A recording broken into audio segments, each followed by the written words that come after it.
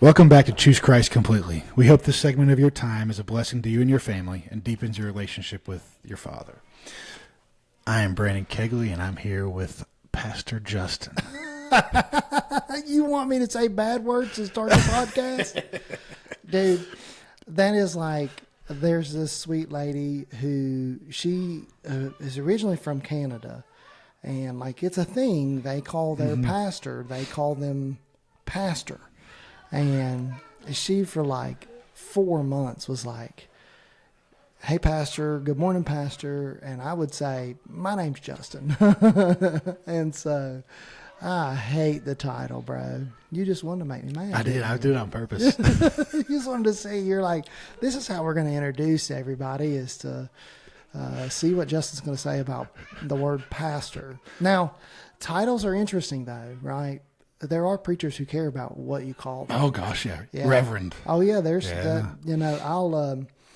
I'll you go to like things like a funeral and you hear different things that other pastors say, what they want to be called and who they are. And it's really funny. Like, there's like, some of them want to be minister. Mm-hmm. Some want to be pastor. Some of them want to be reverend. I've even heard of some really conservative Christians. They want to be evangelist, which I always think that's an interesting one. Evangelist Justin. I probably should have started with senior global pastor. Yeah, senior global pastor. That's what one of my friends calls me all the time. Yeah. And then I say, "Go be my bodyguard." Like, what are you doing? If you don't know what we're talking about, there's a guy, and I don't know if he's on what he's on, but he does a lot of shorts, and that's what he jokingly does, those sort of things. And I think the bodyguard is how he got started, you know. Yeah, I'm not a huge fan of titles. What about you? What's your title? I guess you have like Brandon. No, you've got like things behind your name. Yeah, right? I've got suffixes, not letters behind your name. What are those? Oh, I don't know if I'm allowed to say them without getting it approved. Okay. I only have one right now. Okay. That I know of. So it'd be like, I've always viewed. Sorry for any professors out there, but I've always viewed, I guess, post-secondary education as more of a title than actual education. Most of the stuff I have that are after my name, I knew everything that I was taking and doing. I just had to do it to get the thing on there. Oh, yeah. If that makes sense. Yeah. Didn't really necessarily change the way I was doing things. It was more of just something to give credence to my name. So I'm going to have to make up a title for you. It's just Mr. I'll have to figure it Mr. out. No, it can't be that nice. That's too nice. Formal. Yeah. So there's another gentleman who's in the congregation, and I'll go and talk to him, and he's a doctor, like a medical doctor, and I'll always be like, "Hello, doctor," and then he always says, "Yes, sir, pastor." It's kind of like a joke between us, but. Yeah, I mean, I don't know. I don't know why I have such an adverse reaction to it, but when someone says it, and it's just like, man, like, I'm Justin. Yeah. Well, what you're trying to do is just make it, I guess, more relational than what the pastor role can sometimes entail, at least from a Bible Belt perspective, right?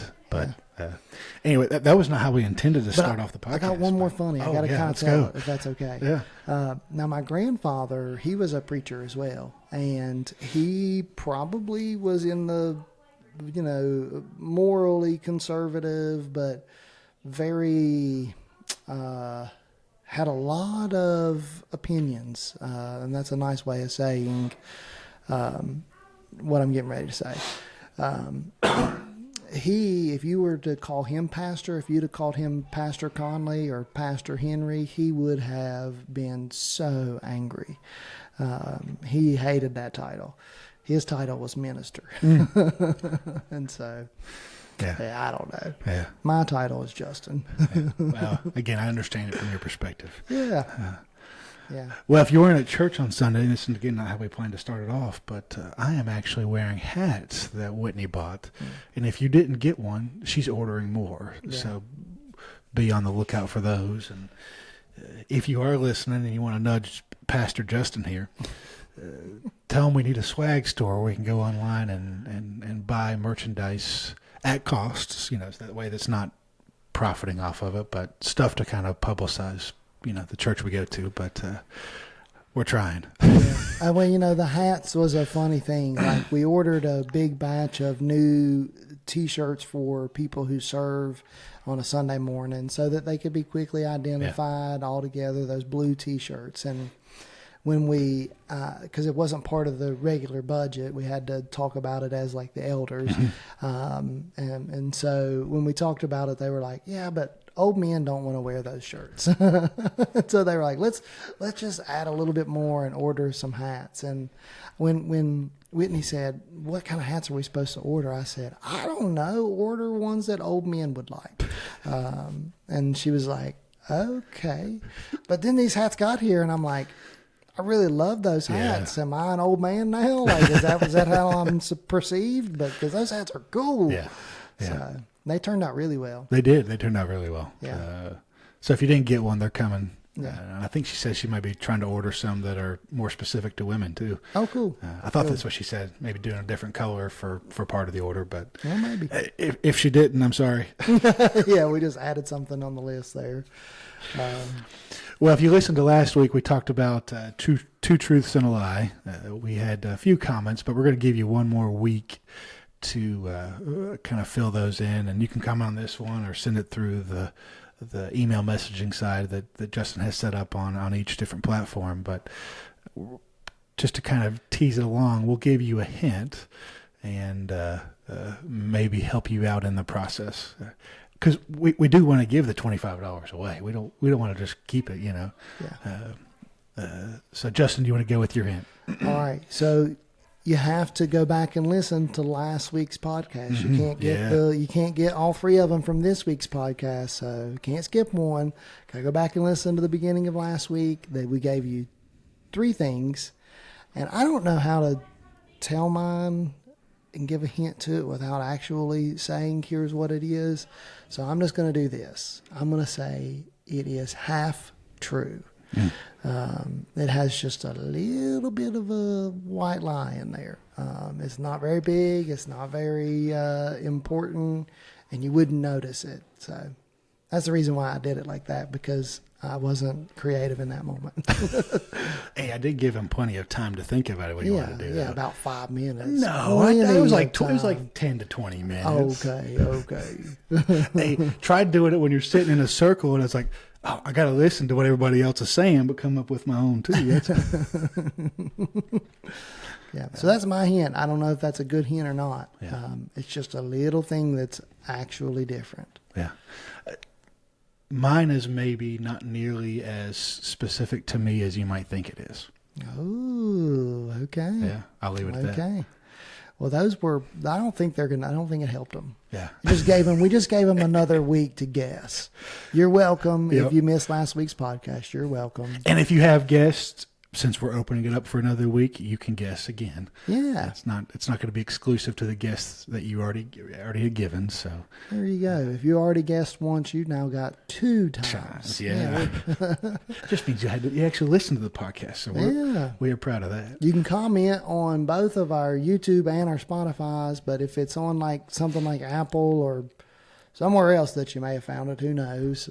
You can. We usually put a link where you can click and send something directly to our emails. Yeah, speaking of that, when Justin and I were trying to figure out who actually commented on stuff, we were looking at the analytics for the first time. So number 13, and it's the first time we've looked at the analytics.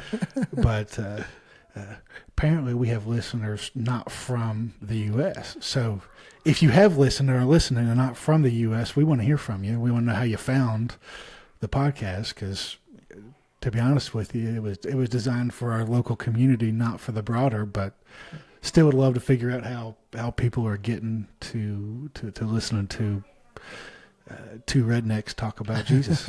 Yeah, exactly.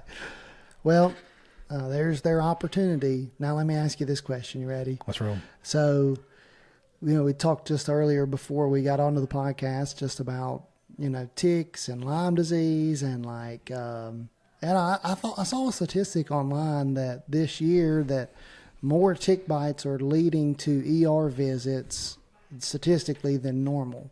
And so I don't know. I had a tick already this year. I went on a motorcycle ride in the woods, and we went to an overlook, and my uncle he pulled one off of him and said, "Hey, y'all, make sure you check yourself for ticks." And I got home, and there was one crawling on me, and one was attached. Yeah. So, after your story, Cindy has been like analyzing my tick bite to see what is going on. So the big ticks you don't have to worry about. It's the little ones, and sometimes the ones you can't see. So if you're listening, you don't know why we're talking about ticks. My youngest, well, she officially got diagnosed today, but last week we knew she had it, and we just fight in the medical process to get her the antibiotics for it. But 3 weeks ago today, she started having a fever. I mean, 102, 103, and no other symptoms, just a fever. And it Monday, Tuesday, Wednesday, Thursday. It was either 4 or 5 days of a fever. We took her to urgent care on a Wednesday because we couldn't get a hold of our pediatrician's office that day. And they tested her for all the viral stuff, and it was none of that. So they just said, it's just something going around, just she'll be fine. And so fever went away, didn't come back. Then last Tuesday, these little just rashes started showing up. And if you don't know what a Lyme rash looks like, it's usually a white inner circle and then a yellow circle and then red all around it. And she started to get one. And it's like, maybe it's just a little rash, and you couldn't really tell. But as the day went, there started to be more and more. And as the evening progressed, gave her a shower, and it just like all of them popped out. And so we said, well, we'll take her to the doctor's office tomorrow. And so we went to the doctor's office on Wednesday, and interestingly, the rashes had gone, for whatever reason, our pediatrician says it's the first time she's ever seen it, where the rash during the day would lighten up, but then would come back heavy in the afternoon and evening and first thing in the morning. So we'd taken her like 11 o'clock. So it just didn't look like it enough. So she went ahead and ordered the blood test. But Friday night after the daddy-daughter dance, putting her to sleep, and she was just hot everywhere. And so I took her to the ER and spent 4 hours in the ER convincing I didn't have to really convince the nurse practitioner. The nurse practitioner was just trying to convince the attending doctor to prescribe the medicine. But it took about 4 hours of convincing, and within 24 hours of medication, the rashes pretty much started to go away. And this morning, there's pretty much nothing at all. But we never found a tick, and that was why the pediatrician didn't want to prescribe it, is because there was no tick to see.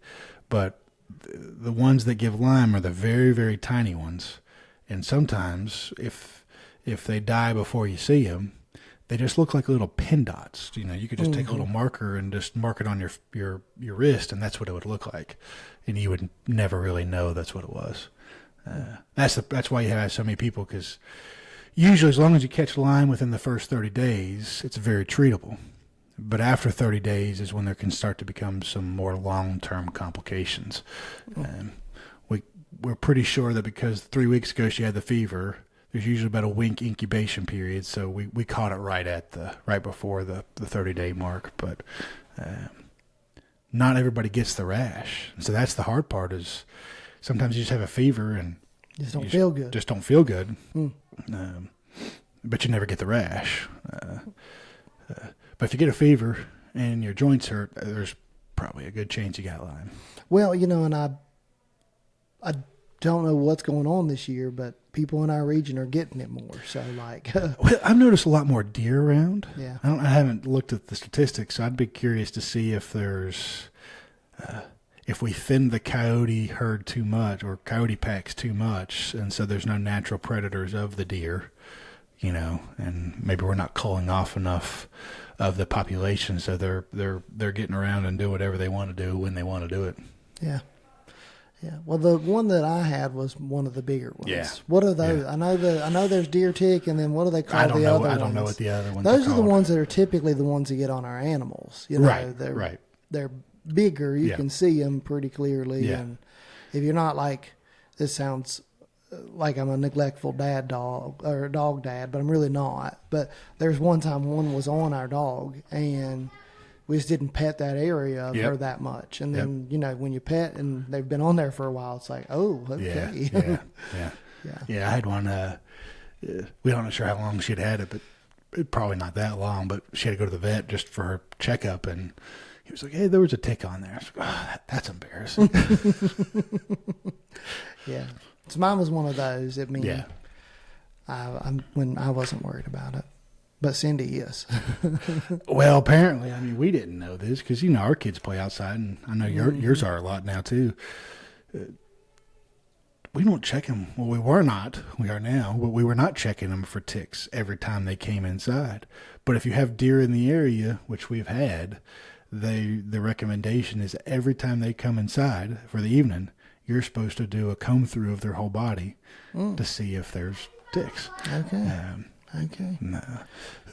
Shawnee has decided that the whole yard needs to be sprayed and, you know, all that sort of stuff. And it will be. It's just... I'll say, and it really might be. Yeah. Y'all have got a perfect little area back behind the house where deer, I'm sure, right. love being. They do. There used to be coyotes down there, but I think somebody killed them off. And so, natural place for them to sit because they're safe. Nobody's going to hunt them. They know it.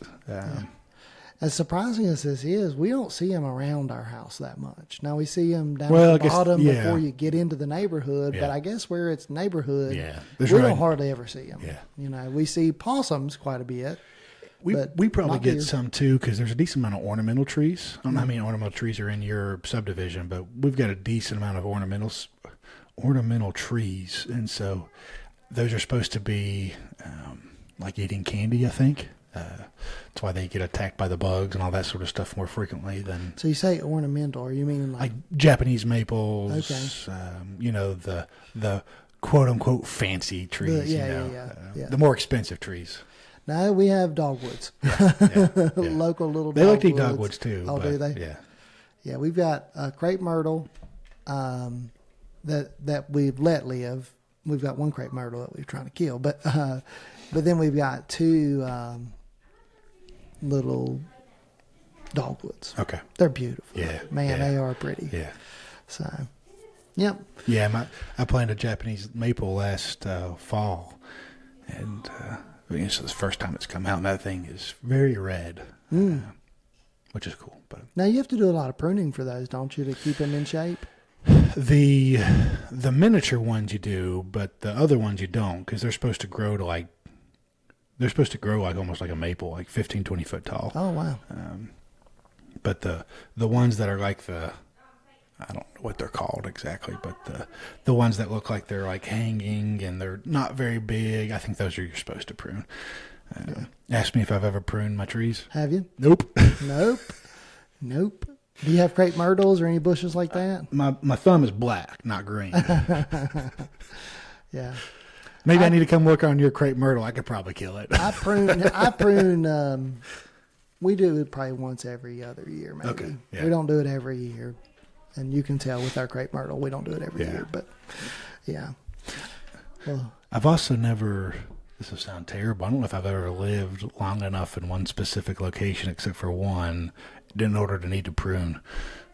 That'll change soon. But when you're somewhere 2 years or 3 years, there's not as much pruning that needs to be, especially when they're fresh plants.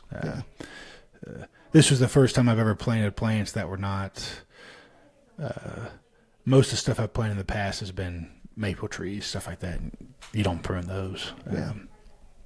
Well, people can shape them, but I don't care to shape them. I want them to be natural and, you know, what God intended, not what I tried to intend them to be. If you shape them, I'm not commenting on your actions. Oh yeah, Brandon does not like your shaped trees. He wouldn't like some of my shaped trees. I really don't have that. I have 4 trees that I'm in charge of. I think crepe myrtle's more like a bush. Yeah. So I've got 4 trees that I'm in Yeah, charge most of them were there when you moved in, right? Yes. Yeah. The 2 in the back I want down. One of them's one of those 40-foot tall evergreens of some type. Yep. And it's like, I do not want to be responsible for that. Yeah. And the other one is, it's like a little shoot that came up behind my building, and every year I say I should really cut that down, and then I don't really have the heart to cut it down. It's like, but I need to cut it down. I think it's like a maple, something like that. Why you got to cut it down? Well, it's just, I don't want to be responsible for a big tree. Oh. I don't want to be responsible for that. Maple trees aren't. I mean, it takes them If it 30 falls years over, to get big. if it falls big. over on someone's fence or whatever, I don't want it to be my fault. I got you. So Yeah. the ones in the front, they're not gonna fall over on anybody's anything. Yeah. So it's fine. Just following the road. Yeah, Just exactly. kind of cut them up. Exactly. Yeah. So, well, are you ready to do it. get into Matthew chapter 7? We're gonna keep going. This will be the fastest we've ever read. Yeah, that's right. We've got a huge verse, huge one verse. Yeah. So, is this the first podcast we've done with just one verse? It is. Oh, really? It is. Yeah. Cool. Yeah. Cool. Are you nervous? No, Nah. no. This no. is a big verse. It is. We could It talk is. about it for A long time. a long time. Yeah. All right, we'll get into it. Matthew chapter 7, verse 12 and 12 alone. So whatever you wish that others would do to you, do also to them, for this is the law and the prophets. the NLT. Do to others whatever you would like them to do to you. This is the essence of all that is taught in the law and the prophets. The message. Here is a simple rule of thumb guide for behavior. Ask yourself what you want people to do for you, then grab the initiative and do it for them. Add up God's law and prophets, and this is what you get. Terrible, but that's okay. I don't like the message there. What don't you like about it? Well, what I want may not be the same thing that you want, Okay. right? Yeah. So that's what I don't like about what the message is trying to communicate. Is that you may not want me to mow your lawn, but I want you to mow my lawn, right? Sort of thing. So that's just anyway. I need to analyze it a little bit more and think through it. I really didn't think through it. Okay. So, well, Maybe I'm interpreting it wrong, but nah, I don't think so. I mean, that's kind of what the message does. It's just so different from normal. You know, I was asked at the daddy-daughter dance about what I thought about the King James Version of the Bible. And I was like, well, how much time do you have for this conversation? And then one of the ones that he was, one of the next question was, well, do you have a version of the Bible that you just don't like? And I was like, well, to be honest with you, I don't like the message. It's not my favorite one, and I'm not a huge fan of it. And he said, well, would you recommend people to read it? And it was like, well, yeah, I do every week. I was like, I'm not so arrogant that I would not recommend something I disagree with. Right. It's, you choose and read it. And the key is not using the message to justify whatever means you're trying to. Right. You're just using it to make your thought process different. yeah, I think it's kind of the way I take the King James Version too, right? Because it's a mix of literal and I just forgot the word. figurative or Emotional, Yeah. right? So Oh, yeah. it's the ESV is the literal, NLT is the emotional, and that's kind of what King James blends. But sometimes when you have a blending of that, you get passages that don't communicate what's actually trying to be communicated. I'm not saying the King James Version is a problem, but you just got to make sure when you're reading, if you're going to choose a version of the Bible, you got to make sure you understand what it's trying to communicate. Yeah.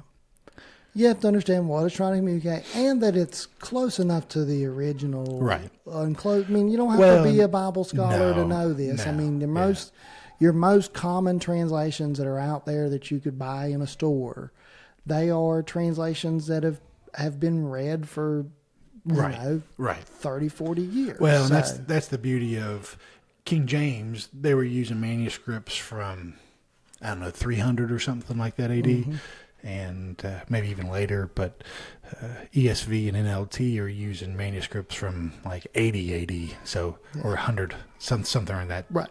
60 within 60 years of Jesus' death, if my memory is correct. But yeah.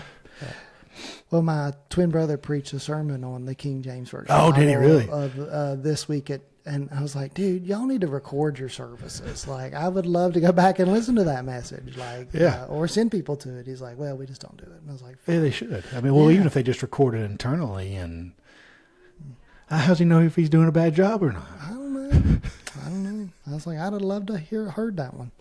So, yeah, I mean, even like this one, there's something in the translation that I disagree with the way that NLT does it, because it pulls away part of the connection to the previous passage, where King James in this one will start with the word therefore, which is obviously a connector word. Yep. The English Standard starts with the word now. So.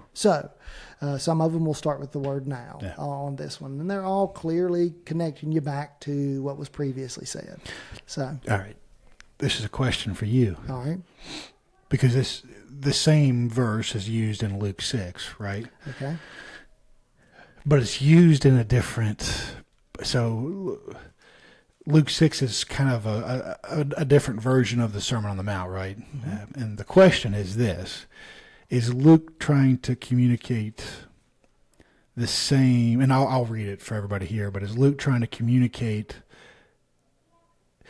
Is Luke trying to communicate the same sermon? Or is this a sermon that Jesus did again? I don't know the answer to that one. I don't know if you know from a historical perspective. I know Matthew tries to lump different thematic things together, but this is the question of interpretation for this passage, man. This is the question. I mean, are they connected? Are they not connected? What some scholars would say, and these are more modern scholars, so take that for what it's worth. They would say that the Sermon on the Mount is a collection of teachings, that Matthew's lumped up things that Jesus commonly said in different places. Yeah. These were common things he said throughout his ministry. And so Luke would have just been using one of those times that Jesus said those things. I think that it's a little bit more complex than that, right? Maybe these were common things he said in his teachings for sure, but these also have Jewish roots, that these are things that rabbis were teaching. So, so interpretation wise, it's called paralleling. Okay. And, sometimes paralleling's a good thing. And, but sometimes it's like you might miss the point of what the individual was trying to communicate. So I don't know what you do or not. I intentionally didn't do it this time. I intentionally didn't choose to go back to where Luke chapter 6. Because, Luke chapter 6, verse 31, NLT says this, do to others as you would like them to do to you. Yeah. So... Yeah, and it's talking about it in the context of love your enemies. Mm-hmm. So that was only that, you and I have talked about that offline, that Matthew is, that some scholars argue, like you just said, they argue that this was not really a sermon given at one time. It was a multiple of sermons kind of collected together. This is about the only thing that I've ever thought that found it odd, not necessarily odd, but wondered if Jesus included it there or had it, in an earlier part of the sermon. Or if, But I also understand the reason to do it here, right? Because it's the bookend of the morals, essentially the code that he's given us to live by. It's kind of meant to finalize the ethics, I guess, if you will. Yeah. Theory could be that, it's the same sermon, but Luke just didn't include some parts. Right. Right? And these were the parts he included. But then here's the question. You ready? If that's the case, the question then is, well, how did Luke know this sermon? How did he know it? Because he didn't hear it. Right. It would have been passed down to him. Is it something he read from someone else? Did he read it from Matthew?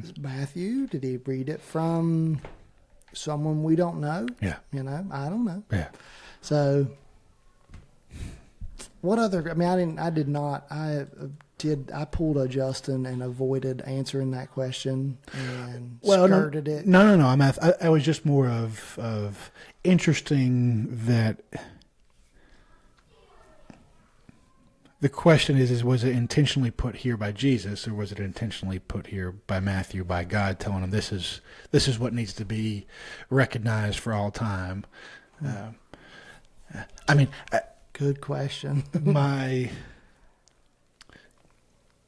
My leanings are towards, if God intended it to be that way, so did Jesus, and Jesus wouldn't have screwed it up. So I tend to go with the immutable portion of Jesus's words, and that if they're put together, they were put together by Jesus, because God was putting the words on his heart anyway. But are you uncomfortable with the other way, that it was Matthew who put them there? No, not necessarily. Okay. But it also just, and again, we don't think that Matthew just literally sat there and transcribed the whole, even though that's how the Chosen shows it, but we don't think that Matthew necessarily transcribed the thing from the get-go. I think Luke probably is right that the Sermon on the Mount is probably soon after all 12 apostles are fully together, and this is probably the first teaching that Jesus has with all of his disciples at the same place. But so maybe they would have thought it was intelligent enough to record the words, but I think even at this point, I don't know that they truly believed him to be the Messiah at this point. I think there was maybe some, if I just kind of thinking about it from a human perspective, there's probably some hope that they had that he was the Messiah, but at the same time, they were probably just like, hey, this guy's really smart in the law, and he wants to be our teacher. Why not, right? Yeah. I wonder if, because I think part of what we think about Matthew is that he probably kept a pretty meticulous record. Right. He's an accountant. So I don't really know how I feel one way or the other. Yeah. But it doesn't bother me either way. No. Well, one way or the other, it fits. Yeah. Right. It just seems like it, from our perspective, it seems like it fits well into the love your enemies portion better than at the end of it. But at the same time, it still works. Because like I said, it's the, I guess it would be capstone. It's the capstone for everything he just taught for the previous 2 chapters, pretty much. Yeah. After the Beatitudes, this is exactly what he's been preaching on the entire time. Yeah.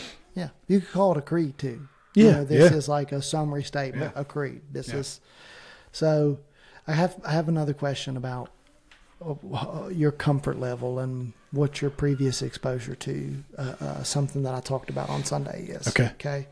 So I pulled more from Jewish tradition than I would normally pull in a sermon. And when I say Jewish tradition, I'm not talking about the Old Testament. What I quoted wasn't in the Old Testament. So, I quoted a guy named Hillel. Okay, yeah. And again, it seems like a similar type summary statement, right? Hillel says whatever, and I'm not quoting right now because I don't have it pulled up in front of me. He says in the Talmud, he says, whatever seems wrong to you, don't do to your neighbor. Right. That this is the law, the rest is interpretation. Seems similar, but isn't quite the same, right? Jesus takes it and makes it more positive. Now, I'm not talking about Jesus making it more positive, but how do you feel about Jesus didn't come up with this rule by himself that we all have held to. Jesus used context. Jesus used history. He used things that people were discussing back then. The whole sermon is about that. Mm-hmm. I mean, outside of maybe the 13 and on, but everything we've read before is essentially just a collection of what is in the Torah and then what has been preached on since the Torah was created. He's not inventing new things. He's just pointing out that the way you interpret these things is wrong. At least that's how I would view that. So I don't view it any good new speaker, right? So if you're an unknown speaker, if you will, they will use things or teachings around them. I mean, you do it sometimes too, right? Not saying they're unknown, but you will use somebody else's words or somebody else's words to create a point. Right. I think that's all Jesus is doing here. So let me ask, maybe in a different way. Okay. And I'm trying not to make an assumption. Okay. Did you know that Jesus was a Jewish? That he wasn't Christian? Yes. Yeah. Yeah. Because Christianity was not created until he died, right, was buried, and resurrected. right. I wonder the maybe someone that's only been in faith for a year or two. If they realize, Do they realize right. that Jesus wasn't a Christian? Yeah. And that he was a right. Jew. Oh gosh, yeah. I mean, he would have lived by Jewish custom. He wouldn't have ate barbecue. Yeah. Yeah. Although I guess I don't know. Is there the Chosen? It shows a time where they go out and eat some pork. I don't think the Bible ever talks about them actually doing that, does it? No. Okay, I didn't think so. No. I thought that was, but anyway. Yeah, and so I mean, I think that before his official ministry, before the Sermon on the Mount, you would have thought that he would have lived a very stellar Jewish life.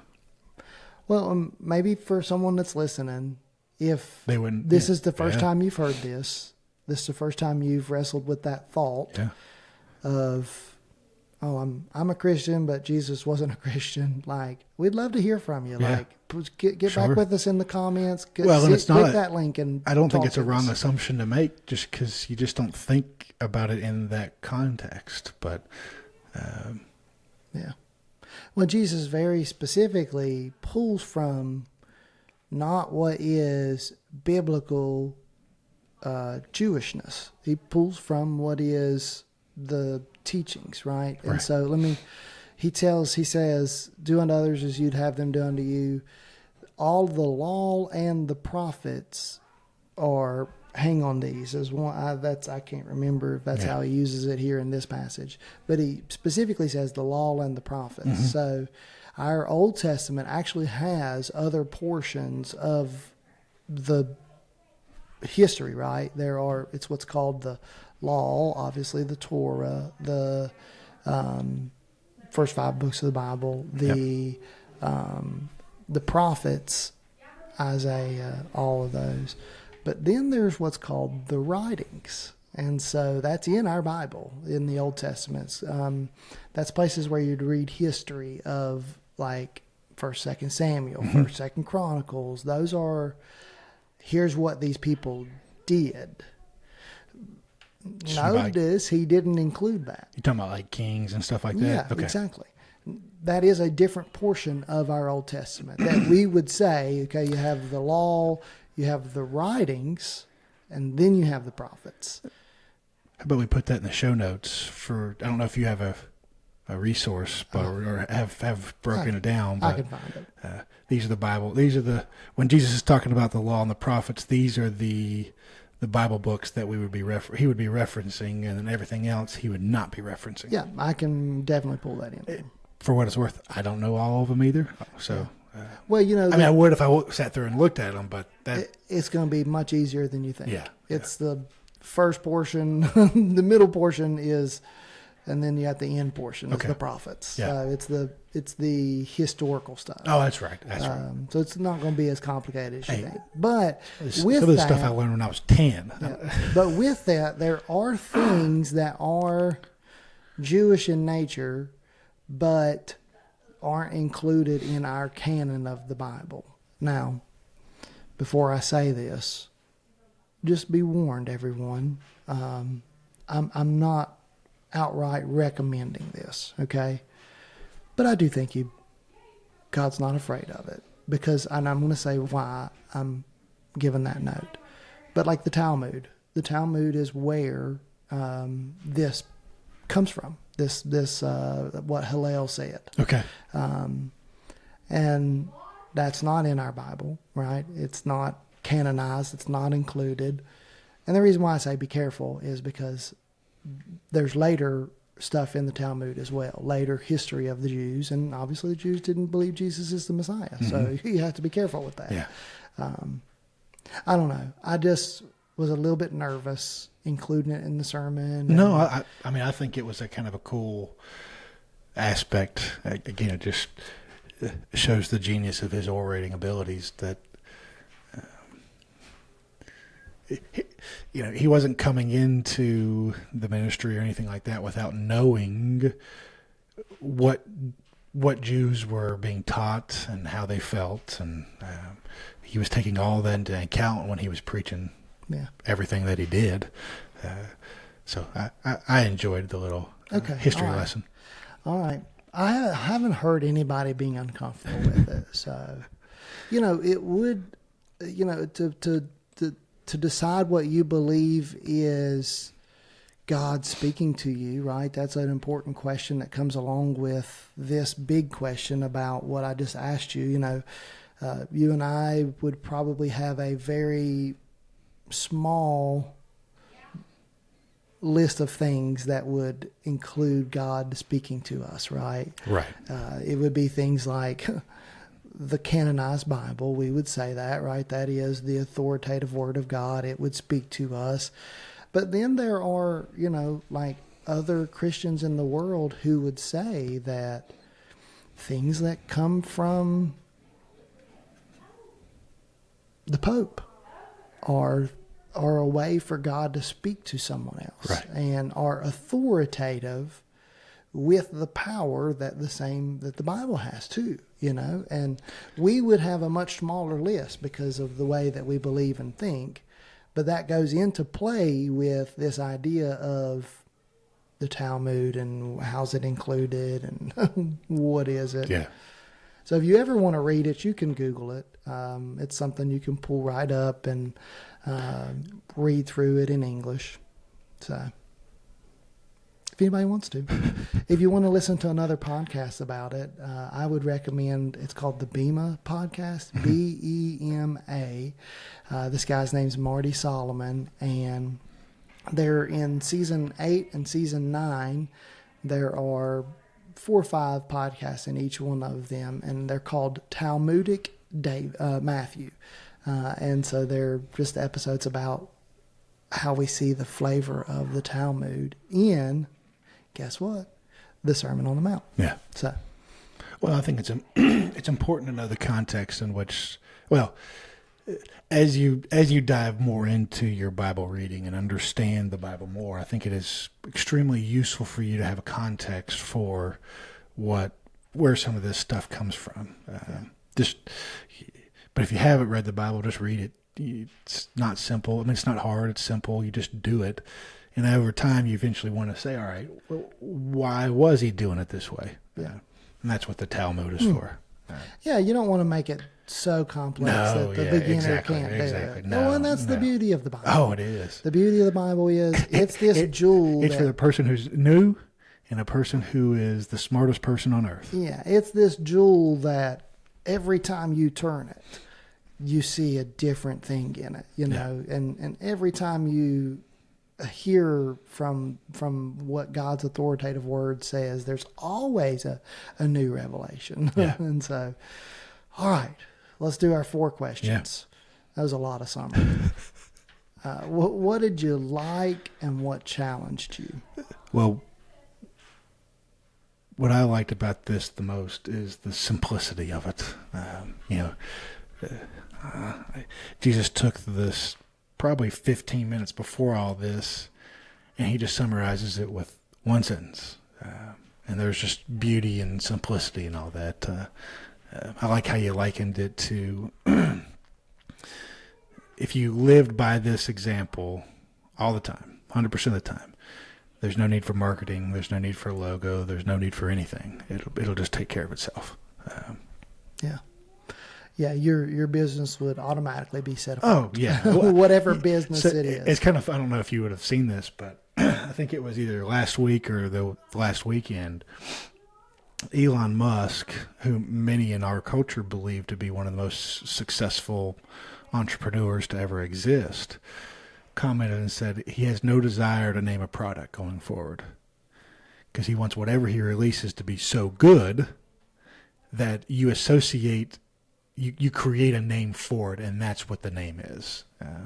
So like if you think about electronic cars and you say a Tesla, you automatically know what the product is because it was so good before other electronic vehicles came along. That's kind of what his intention is. That's kind of what it's just struck me as that's, whether he knew it or not, he's pulling it from the Bible, right? Because as you said it, if we live by this, everything else is easy. Yeah. Well, and you could give an example of so many different, especially customer service based businesses. Right. I use Chick-fil-A because Chick-fil-A is identifiable to the majority of people. Right.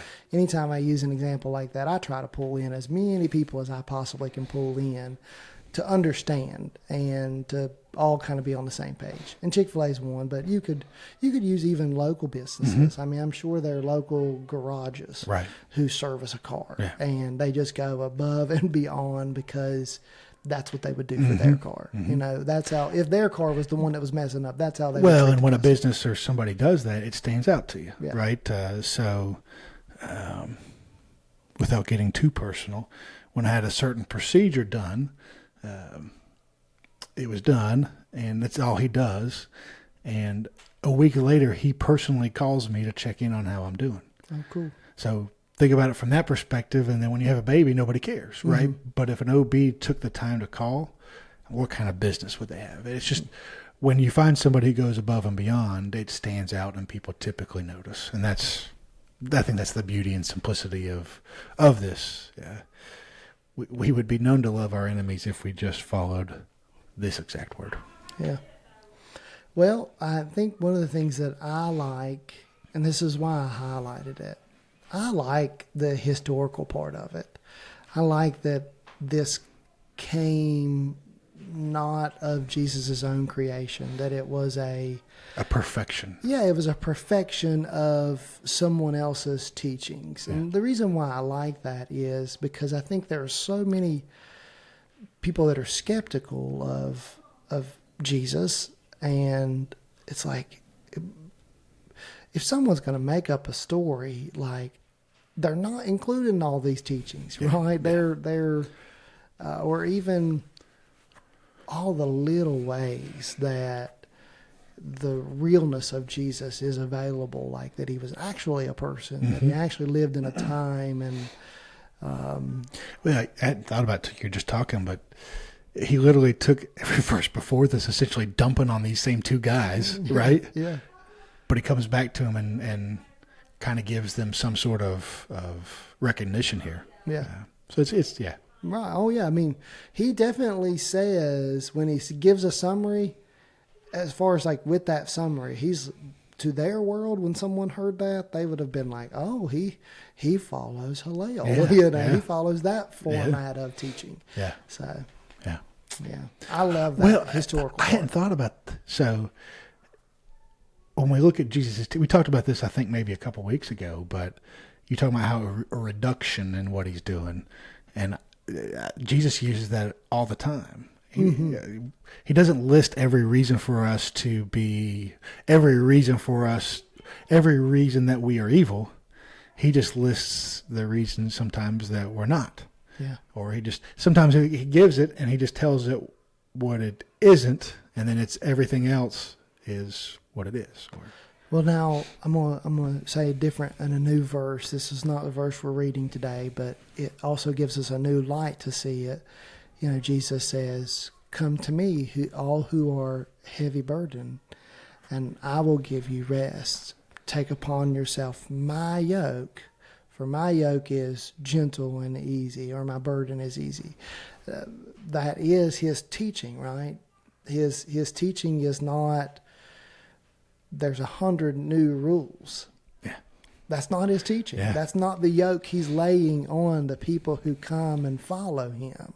He's laying on them a yoke and a burden that is easy to bear, which I think's really interesting when you think about the yoke and burden that the folks of Jesus's time, the Pharisees, they were trying to put on these burdens of like all the extras and all of this stuff. So, what challenges you?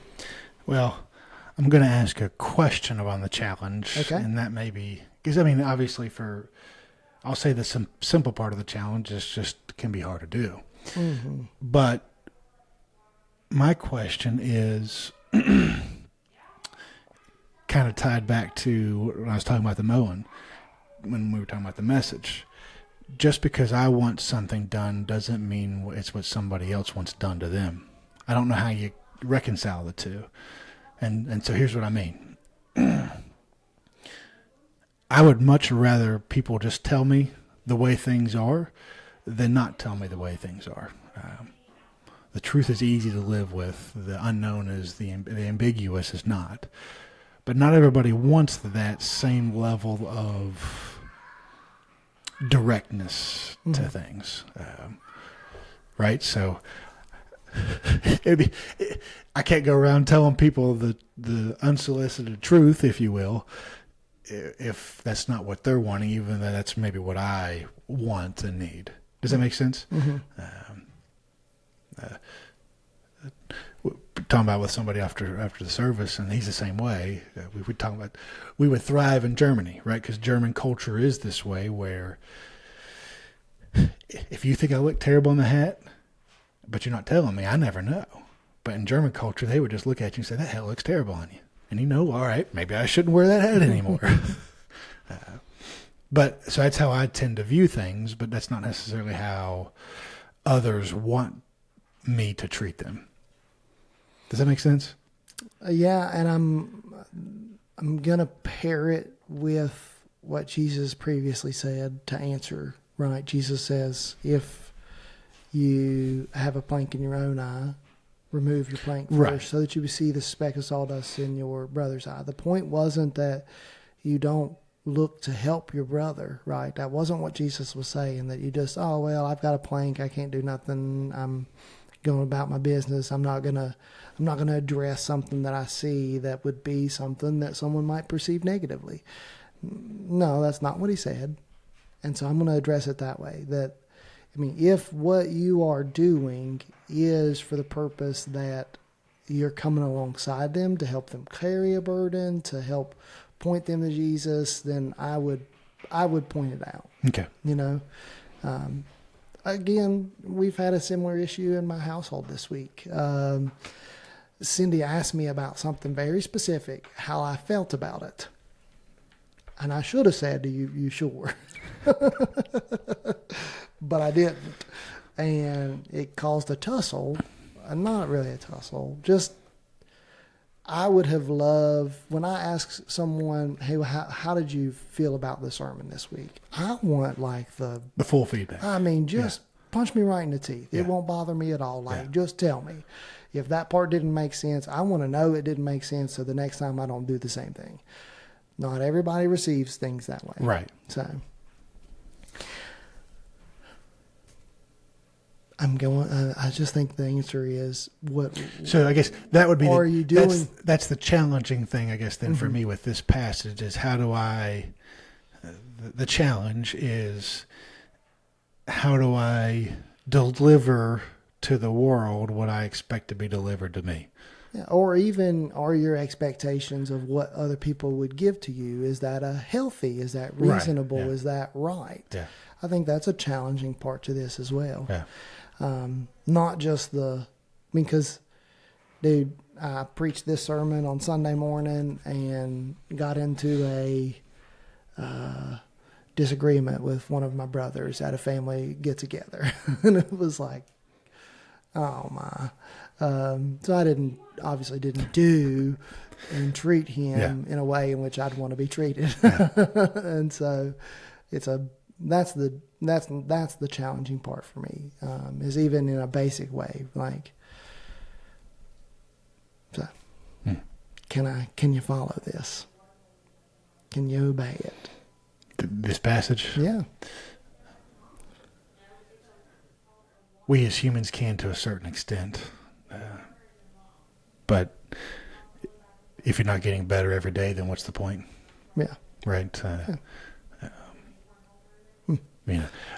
I think, you see these with some social experiments sometimes where the way the person dressed, you talked about you use the biblical example of the Good Samaritan, but you see it even in our world where if somebody's dressed a certain way, you treat them differently than if they're dressed a different way. Hopefully over time, what you're learning is that it doesn't really matter what somebody looks like, acts like. Your job's to give them what you would expect to be given if you were in the same boat. I think that's part of what Jesus is trying to communicate here too. I don't know if I'm going off on a limb, so you tell me if I am, but maybe a summarized version is put yourself in their shoes and gain the perspective of somebody else, not just yourself. Yeah. Because oftentimes you make assumptions. I think you talked about this, I don't know, maybe a while ago, but we make assumptions on how a specific person maybe views us or what their actions, we make an assumption on what their intentions were behind their actions, and it's not always a healthy thing. Well, what do you learn about God and what do you learn about people? You have those? Sure. All right. God's easy. Okay. It cuts back to what I liked. God doesn't want to make our relationship with him complicated.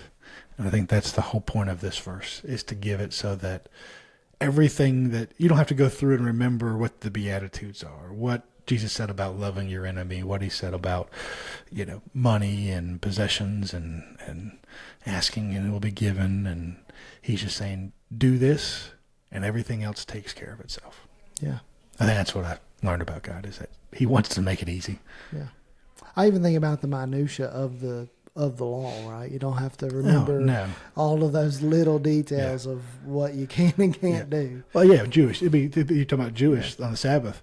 Can I pick up the box or not? Yeah. Can I carry it over across the street or not? Oh, I broke the vase. Can I sweep it up or not? Yeah.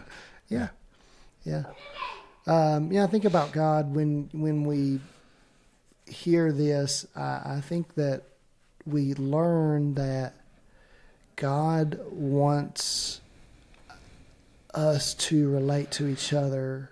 Like, God wants part of the way that we worship is to be in community. And we have to keep that in mind. I think especially in an American culture, we're so individualized. Our faith becomes individual.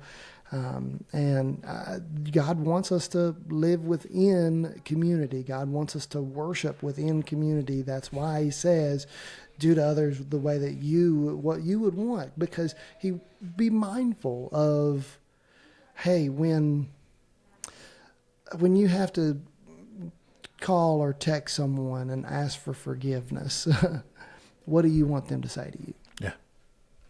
What do you want? Yeah. And so do that. And so what if you want, when you have to call and ask someone for forgiveness, for them to say, hey, no big deal, like, let's just move on. Yeah. Okay, well, do that for them.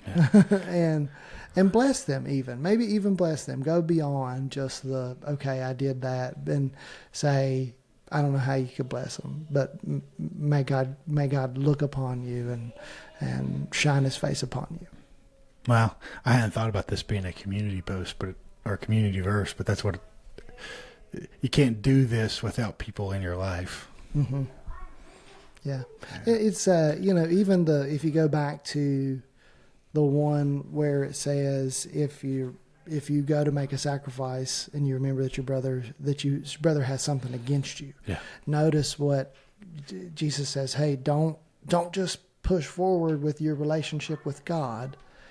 Go and ask for forgiveness. And this was something that is a normal practice that every day on Yom Kippur, like every year Yom Kippur, the day of the sacrifice for that year, all of the Jews are talking back and forth to each other. They're all talking about things they've had against each other and asking for forgiveness and blessing each other with forgiveness. And I think in our world, we don't have that singular set day that we do it. And we probably should. Yeah. And to remember that God wants us to live within community and wants our faith to be exercised within community. Yeah. That's about God and people. Does that count for me? I think so. I think so. So, I mean, I guess for me, for people, is that we want this to be done, you know. We want this verse to live out, not just in our life, but the person sitting across from us.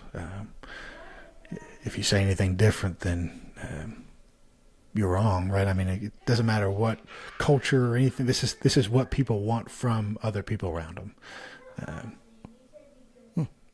And this is good for everybody. Yeah. Right? If we all live like this, it's good for everybody. Yeah, and you know, I think you know, this is not something, like you said, it's not something new that Hillel's brought up either, right? Mm-hmm. You know, the greatest commandment of the law is what, right? Yeah. And so this is not something new, and it is something that every culture has strived to live by. Every culture that has survived has strived to live by. Yeah, and you know, I think it's in Leviticus chapter 19. So it's in the law here. Love your neighbor as yourself. I mean, it's so it's not like any of it's new to. No. Let me make sure I'm right. I just like how he takes all the laws that were given and puts it into that simple terms. But yeah, I think it's in Leviticus 19. We'll go with it. Yeah. Someone can correct us. Yeah. All right. Well, did you close in prayer last time or did I? It's been a long week, huh? I have no clue. All right. Then I guess it's my turn. All right. Sounds good. God, our Father, we just come before you and we give you thanks for the time to talk through your word, to just spend time with one another and to build each other's faith up and encourage and strengthen, carry each other's burdens. God, we pray for the folks that are listening and participating in the further teachings of the podcast. God, we pray that you would specifically be with them and bless them and keep them and turn your face to them. In Jesus' name we do pray. Amen. Go choose Christ completely.